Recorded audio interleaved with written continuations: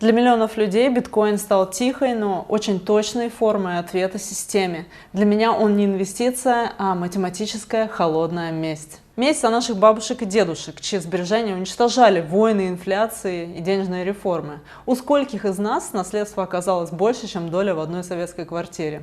И это все, что осталось от накоплений и труда нескольких поколений. От моих 4 бабушек и дедушек моим родителям в лучшем случае досталась доля в старой квартире.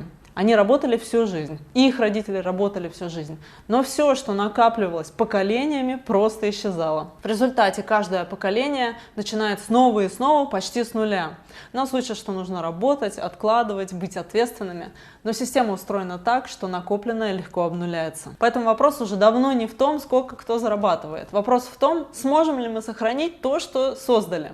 И именно здесь появляется биткоин. Это возможность передавать ценность через поколение, а не начинать заново каждые 30-40 лет. Половина всего богатства России принадлежит верхнему 1% населения. Credit Suisse и UBS сообщают, что доля богатства, принадлежащая 1% самых богатых россиян, составляет 56,4%, и Россия занимает первое место в мире по этому показателю. Остальные 99% делят между собой то, что остается. То есть тут проблема не в том, что люди мало работают, а в том, как устроены деньги.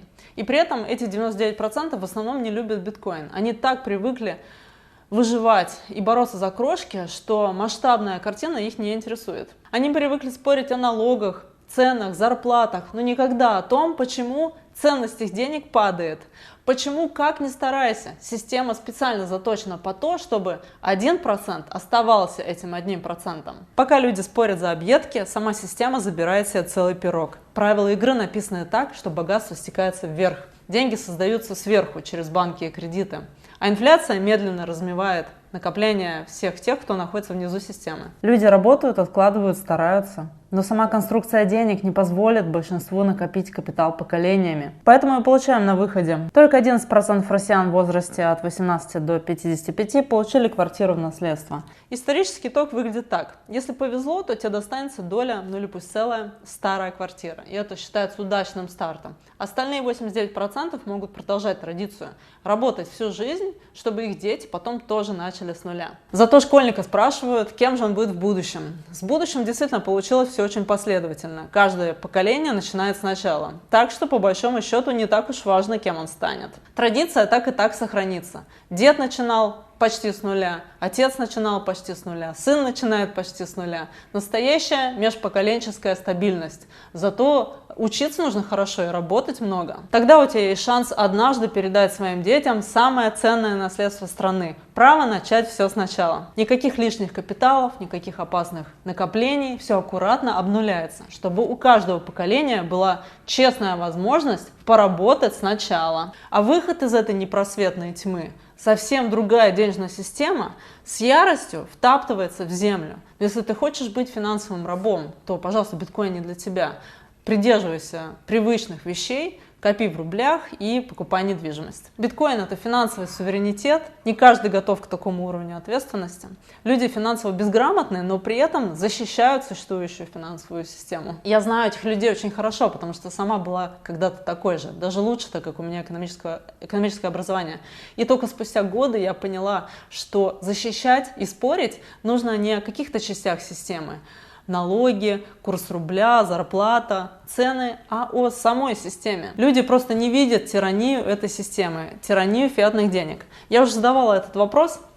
Если вы не верите в миссию биткоина помочь выйти из-под этой тирании центральных банков, какой у вас лучший вариант? Пишут в комментах, что я постоянно говорю о биткоине, потому что что-то с этого получаю. Спешу вас разочаровать, я ничего не получаю от того, что вы купите немного BTC. Ваши покупки слишком малы, чтобы сдвинуть рынок. Я говорю о биткоине, потому что понимаю одну простую вещь. Рано или поздно за биткоином будут гоняться правительства, банки, государства, фонда, и вы уже просто не купите биткоин. Вам понадобятся миллионы долларов, потому что крупные игроки уже все скупили. Убеждать отдельных людей покупать биткоин — это вообще очень сомнительное удовольствие. Обычно это означает отвечать на вопросы тех, кто потратил на изучение биткоина 0 часов, но при этом считает его скамом, потому что так кто-то сказал. Я говорю об этом только по одной причине. Биткоин, на мой взгляд, это лучший актив в мире, и если он действительно станет мировым резервным активом, то большинство опять останется в хвосте, решив не разобраться. Снова окажется нынешними 99%, которые делят между собой остатки. Эксперты оценили стоимость активов 500 сверхбогатых россиян. Россия в мировых лидерах по концентрации состояния в руках мультимиллионеров.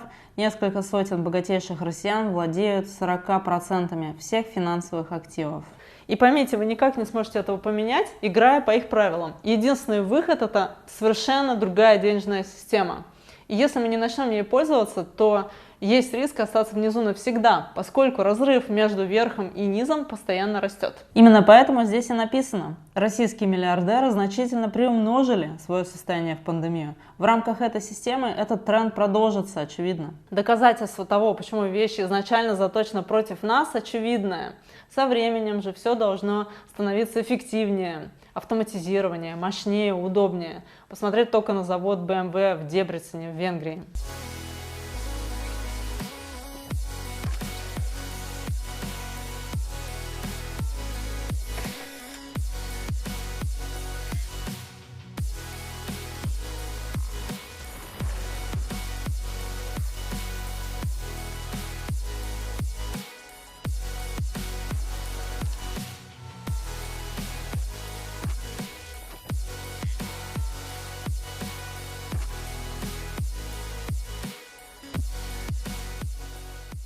Автоматизированная производственная линия, гуманоидные роботы, а люди живут от зарплаты к зарплате, и жене приходится работать, несостыковочка какая-то. Ведь если производительность постоянно растет, логично было бы ожидать обратного. Больше изобилия, больше свободного времени, больше накопления у людей. Но происходит обратное, значит дело не в том, сколько общество производит, а проблема в том, как устроены деньги и куда уходит результат этой продуктивности. В системе здоровых денег продуктивность сделала бы общество невероятно богатым. Вместо этого фиатная система концентрирует все наверху. Вообще ваше финансовое будущее никак не влияет на меня.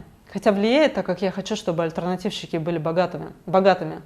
Но если есть шанс, чтобы хоть кто-то выпал из этого крысиного бега, то почему бы мне не попробовать? Если не хотите слушать меня, отлично, просто откройте любую книгу о биткоине и потратьте пару часов на чтение. Для технарей книга «Осваиваем биткоин», но всем остальным тоже можно первые несколько глав прочитать. Я также сейчас читаю Лин Алден «Сломанные деньги», но не смотрела, если она на русском. Да любая другая книга тоже подойдет. Сейчас самое опасное не ошибиться с биткоином, а просто проигнорировать его. Уже предвкушаю, как через 10 лет мои видео будут выглядеть как записи из того времени, когда биткоин еще был дешевым и не был мейнстримом, когда о нем можно было спокойно читать, изучать, покупать, а большинство при этом были заняты объяснением того, почему все это ерунда.